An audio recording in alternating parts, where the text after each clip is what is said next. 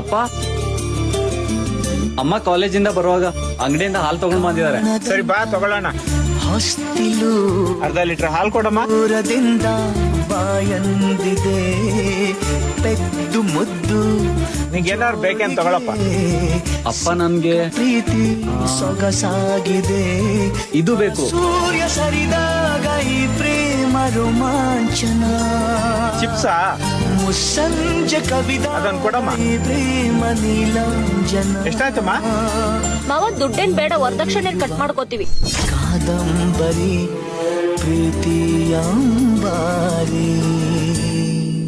ಆಕಾಶ ನೀನೆ ನೀಡೊಂದು ಗೂಡು ಬಂತಿಗ ಪ್ರೀತಿ ಹಾರಿ ತಂಗಾಳಿ ನೀನೆ